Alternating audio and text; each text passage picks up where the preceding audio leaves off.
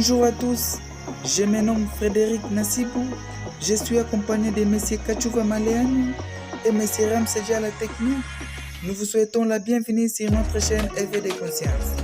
Nous sommes en République démocratique du Congo, dans la province d'Ilualaba, ville de Kolwezi, également appelée la capitale mondiale du cobalt. Ravi de vous avoir parmi nous aujourd'hui et espérons que vous trouverez nos programmes très inspirants. Éveil de conscience a pour vision de promouvoir la prise de conscience, la culture nationale et la citoyenneté responsable à travers ces différentes émissions qui sont l'histoire du monde entier, la géographie, le civisme, l'apprentissage de la culture nationale, donne-moi conseil pour l'émergence de ma vie et de mon pays, la langue française et ses expressions, baladeur quiz et interview. Ce sont là les émissions organisées par Éveil de conscience. Aujourd'hui, nous parlerons dans l'émission Histoire du monde entier d'une figure emblématique de l'histoire congolaise. Il s'agit de Patrice Emery Lumumba, héros national, sa biographie et son parcours. Sans plus tarder, nous laissons la parole à notre orateur du jour, M. Kachouva. Bienvenue.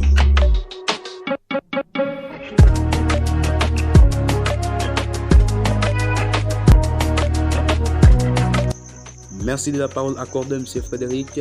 Sans plus tarder, passons directement à l'histoire de celui qui a été assassiné le 17 janvier 1961. Il s'agit bel et bien de notre héros national, Patrice Emery Lumumba. Nous allons vous parler de sa biographie, sa carrière politique ainsi que sa mort. Soyez scotchés avec nous car les mains restent à venir. Lumumba, dont le vrai nom de naissance est Elias Okit Asumbo, deuxième fils de François Tolenga et de Julienne Amatou, est né le 2 juillet 1925 à Onalua, Katakokombe, dans le Kassai oriental, au centre du Congo belge. Une figure qui a marqué l'histoire du Congo-Kinshasa, de l'Afrique et celle du monde entier par son action politique axée sur la lutte pour la dignité humaine, pour l'indépendance de notre pays et pour tous les pays opprimés.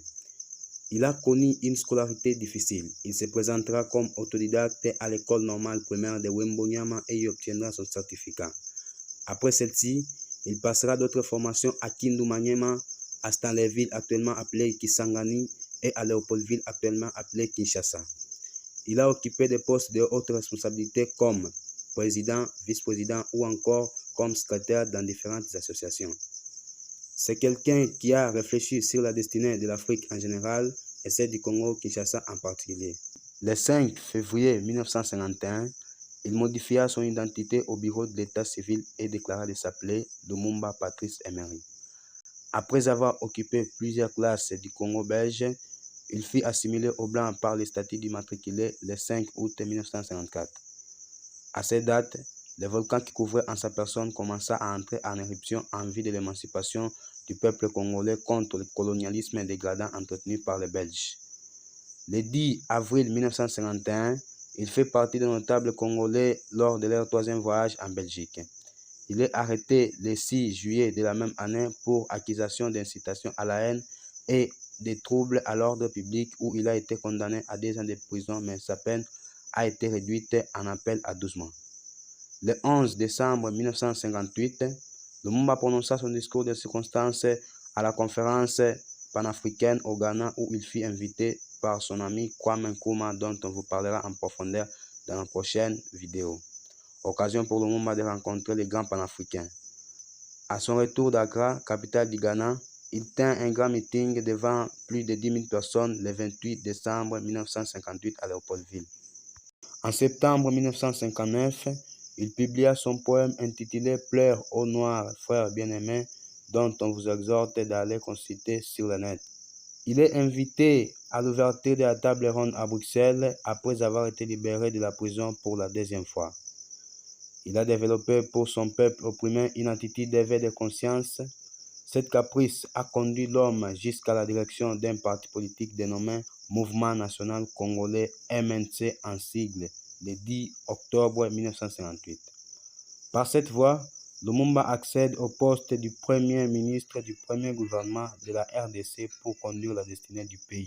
Son discours du 30 juin 1960, jour de l'indépendance, avait énormément choqué les colonisateurs constituera son point d'orgue de sa carrière politique. Destitué de ses fonctions du Premier ministre par le président Kasavubu, après avoir constaté les troubles dans son gouvernement suite aux actions menées par Lumumba qui menaçaient la paix et l'ordre public selon le président.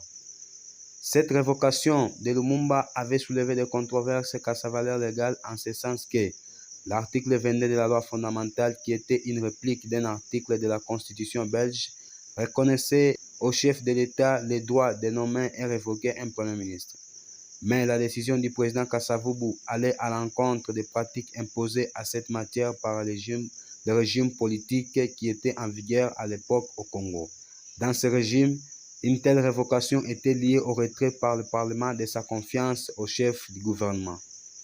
Ce qui revient à dire que la constitution de cette époque, qui fit la loi fondamentale, donnait au président de la République le pouvoir de nommer et révoquer un Premier ministre, mais dans ce régime qui fit la démocratie parlementaire, Kasavubu devait envoyer cette décision au Parlement qui devrait à son tour examiner la décision et révoquer Lumumba si celui-ci était en faute.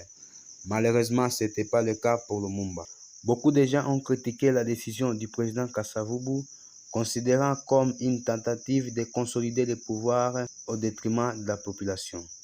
Il est à noter d'une manière importantissime que ces événements ont eu lieu dans un contexte d'instabilité politique extrême et ont été suivis par une période prolongée de conflits de dictature en RDC dont nous essaierons d'éclaircir dans d'autres vidéos à venir sur un sujet bien établi. Le président avait le pouvoir d'appointer le Premier ministre mais ne pouvait pas le révoquer sans l'approbation du Parlement. Après sa destitution, Lumumba a été placé en résidence surveillée par les forces de l'ONU pour sa propre sécurité en raison de la tension politique croissante. Cependant, il a tenté de fuir vers Stanleyville, rejoindre Antoine Gizenga et d'autres partisans, mais a été capturé par les forces de Mobutu le 1er décembre 1960 avec ses deux compagnons de lutte.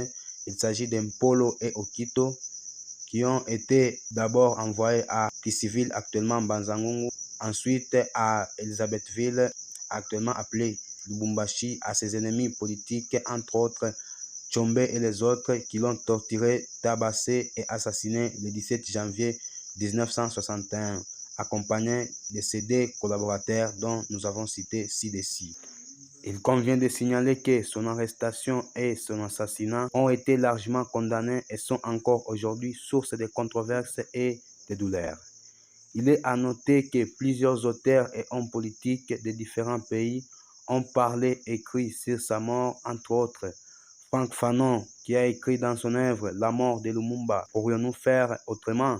Il a publié son œuvre en 1961. Nous avons entre autres Anissé Kachamura, qui fut l'ancien ministre de l'Information dans le gouvernement Lumumba, qui a écrit des textes sur Lumumba. Nous avons encore René Despers, qui a écrit Ode à Patrice Lumumba en 1967. Sans oublier Aimé Césaire, qui a écrit Une saison au Congo en 1965, dont on vous exhorte pour l'éveil de conscience, chers jeunes, chers patriotes, d'aller consulter. C'est par ici que nous mettons un terme à l'histoire de notre cher héros national. Et pour ne pas monopoliser la parole, j'octroie le micro à mon présentateur Frédéric Nassibou. Merci.